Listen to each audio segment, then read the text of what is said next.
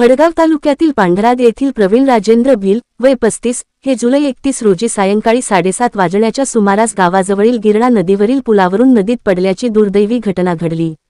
घटनेनंतर तब्बल 3 दिवस उलटूनही त्यांचा अद्याप कोणताही शोध लागलेला नाही।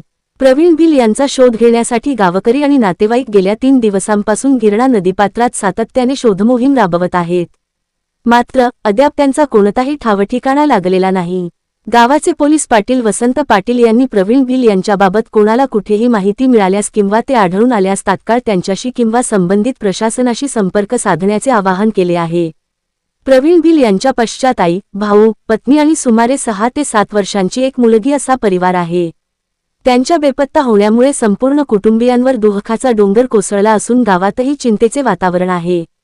दरम्यान या घटनेनंतर प्रशासनाने आधुनिक तंत्रज्ञान आणि बचाव साधनांचा वापर करून शोधमोहीम अधिक प्रभावीपणे राबवावी अशी मागणी गावकऱ्यांनी केली आहे। या प्रकरणाची माहिती पाचोरा भडगाव विधानसभा मतदारसंघाचे आमदार किशोर आप्पा पाटील यांच्यापर्यंत पोहोचल्यानंतर त्यांनी तातडीने पोलीस प्रशासन आणि महसूल विभागाला आवश्यक सूचना देण्याचे आश्वासन दिले। यावेळी आमदार पाटील म्हणाले, नंतर घडले असेल, पण हा जो विषय आहे मला वडजीकडून पूर्ण पॅक होतं।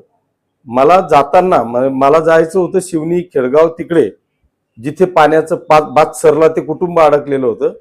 तिकडे जाताना मला वडजीकडून येता येत नव्हतं म्हणून मी निंभोरा मार्गे पांढरच्या पुलावरून गावातून मी गेलो, पण त्यावेळेस ही घटना घडलेली नव्हती। कदाचित ती नंतर घडलेली असावी,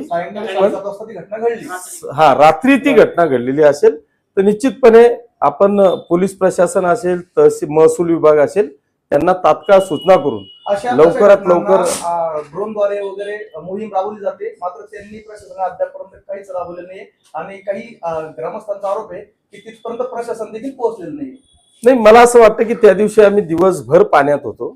आम्ही संध्याकाळी म्हणजे 4:30-5 वाजता जेवायला तहसीलदार असतील किंवा सगळे प्रशासन असेल, मी स्वतः 4:30-5 वाजता सगळ्या भडगाव तालुक्याचा मॅक्झिमम राऊंड मारून आम्ही घरी आलो।